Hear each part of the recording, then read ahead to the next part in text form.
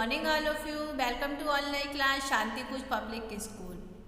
बच्चों, हमारा चैप्टर चल रहा था अस्थि संस्थान, जिसके बारे में लास्ट वीडियो में हमने जाना था, और आज हम जानेंगे अस्थियों की संरचना तथा उसके प्रकार।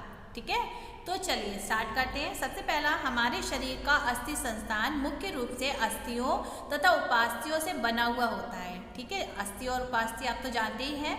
तो ये दोनों ही सजीव होती हैं। इन दोनों का एक निर्माण जो होता है वो भ्रूण अवस्था की उपास्थियों के रूप में होता है। इनमें से अधिकांश भाग आदि में खनिज जैसे कि कैल्शियम, मैग्नीशियम आदि के कार्बोनेट्स और फास्फेट्स आदि के नाम से जमा हो जाने के कारण अस्थियों के रूप में क्या होता है, परिवर्तित होने लगता है। तो कुछ उपास्थियों के रूप में ही रह जाती हैं। उपास्थियों से शरीर अस्थियों में क्या होता है, परिवर्तन की इस क्रिया को अस्थि भवन कहते हैं। अस्थियों को ढकने वाला आवरण अति कड़ा होता है, इसे अस्थि छद कहते हैं। तो इसको याद रखिएगा कि भाई ये पॉइंट जो आपको बताया गया है कि उपास्थियों के अस्थियों में किसको कहते हैं, अस्थि छंद। अस्थियों में आपके ढकने वाले आवरण को अति कड़ा होता है, इसको क्या कहा जाता है, अस्थि छंद कहा जाता है। तो शरीर के अधिकांश अस्थियां खोखली होती हैं और इनकी अस्थि को क्या कहा जाता है, अस्थि गुहा कहा जाता है।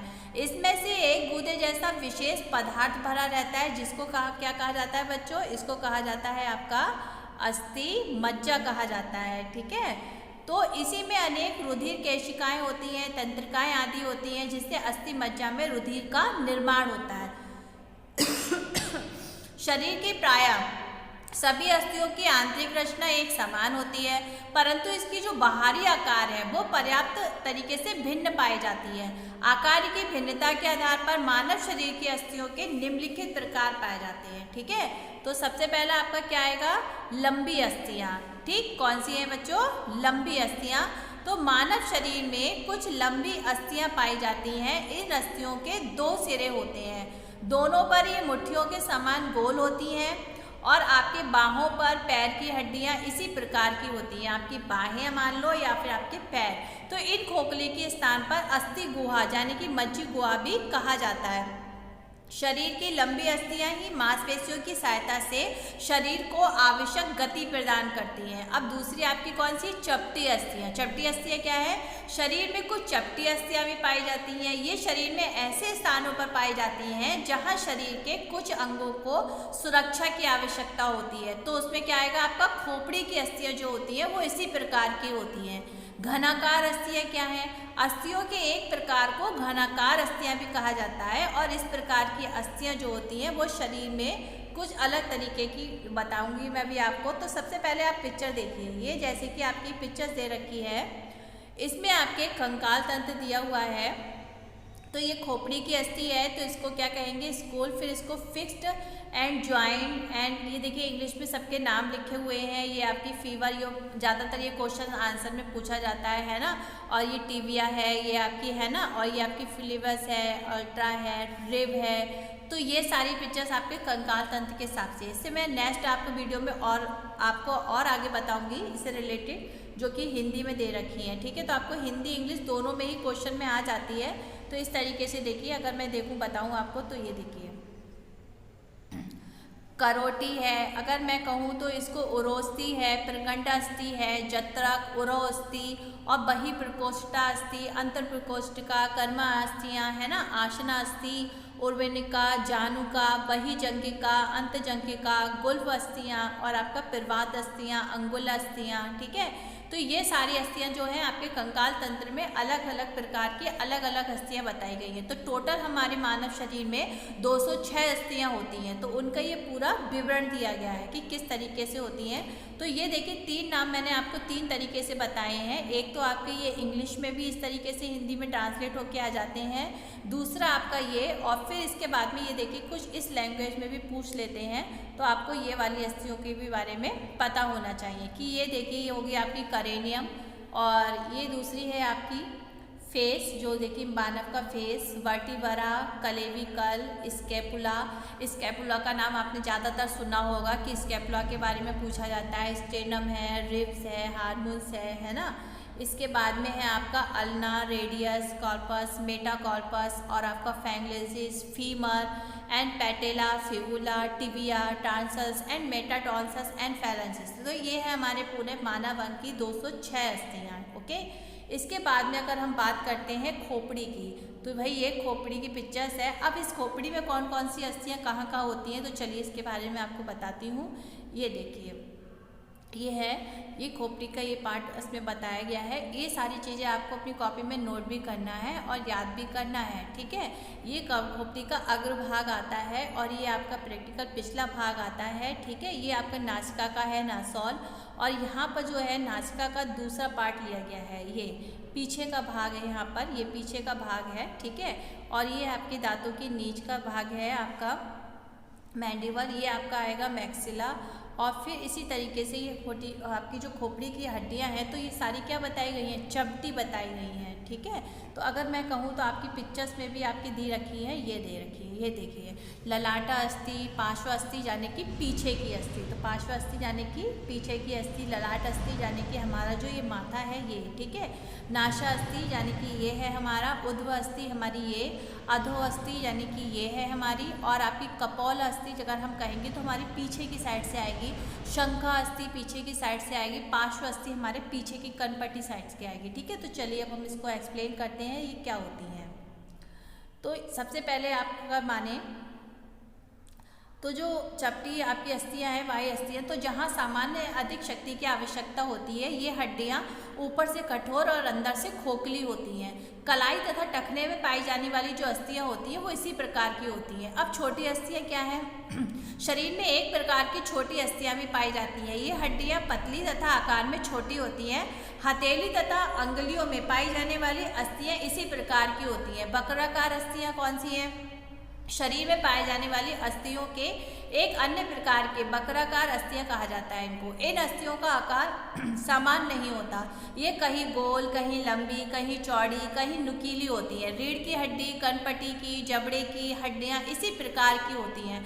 अब यहाँ पर ये मोस्ट इम्पोर्टेंट आपका ये है कि शरीर में अस्थियों का विभाजन किस तरीके से होता है। तो सबसे पहले देखिए, एक वयस्क व्यक्ति के शरीर में 206 अस्थियां होती हैं और ये अस्थियां भिन्न प्रकार की आकार की होती हैं और शरीर के विभिन्न अंगों और अंगों में पाई जाती हैं। तो अस्थि संस्थान के व्यवस्थित अध्ययन के लिए अगर हम कहें तो शरीर की समस्त अस्थियों को निम्नलिखित रूप से हम विभाजन कर सकते हैं। तो इनको आपको याद रखना है कि भाई कपाल में क्या होती है, 8 ऊपर होती हैं, 14 चेहरे में होती हैं। तो टोटल हमारी 8 और 14 मिला के भाई कपाल या खोपड़ी में कितनी हमारी अस्थियाँ हो जाती हैं? 22 अस्थियाँ हो जाती हैं। अब क्वेश्चन आपको इस तरीके से भी भाई पूछ सकते हैं कि आपकी खोपड़ी में कितनी अस्थियाँ पाई जाती हैं। तो अगर हमसे खोपड़ी में नॉर्मल पूछा जा रहा है तो हम 8 अस्थियाँ बोलेंगे, ठीक है। अगर चेहरे में पूछा जा रहा है तो हम 14 बोलेंगे, और अगर भाई टोटल कपाल या खोपड़ी में पूछा जाएगा तो कितना बोलेंगे? 22 अस्थियाँ बताएंगे, ठीक। फिर है आपका कशेरुक दंड। कशेरुक दंड में कितनी होती है? कशेरुक दंड में होती है आपकी 26 अस्थियाँ। इसके बाद में ऊर्ध्वपाद, ऊर्ध्वपाद में आपकी 32 यानी कि कितनी हो गई? 64 अस्थियाँ हो गई। अधरपाद में आपकी 31 मिला के कितनी हो गई? 62 हो गई। और हमारी छाती में कितनी हो गई? 25 हो गई।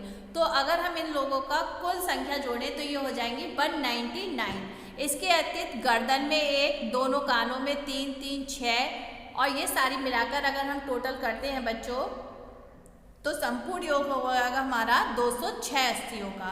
अब कपाल या खोपड़ी की अस्थियाँ, इनको हम डिटेल में जानते हैं। तो मानव कपाल या खोपड़ी को हम 2 भागों में बांटते हैं, मस्तिष्क कोश या फिर चेहरा। तो मस्तिष्क कोश क्या है? ये 8 हड्डियों से मिलकर एक डिब्बे के समान एक जो होती है रचना होती है, जिसके अंदर हमारा मस्तिष्क क्या होता है? सुरक्षित होता है। इन 8 हड्डियों के नाम किस प्रकार होते हैं, जो कि मैंने अभी आपको बताए थे खोपड़ी की पिक्चर दिखा के। तो सबसे पहला है हमारा ललाट अस्थि। ललाट अस्थि क्या होती है भाई? चलिए, ललाट अस्थि वह ये अस्थि जो होती है चौड़ी और चपटी होती है, ये चौड़ी होती है और चपटी होती है, जो कपाल या खोपड़ी के सामने की हड्डी होती है। इससे हम क्या कहते हैं? माथा कहते हैं। देखिए, ये माथा है मेरा, ठीक है। तो ये क्या है? चौड़ा भी है और चपटा भी है, ठीक है। इसी में हमारी जो है आंखों के 2 गड्ढे भी होते हैं, ये देखिए।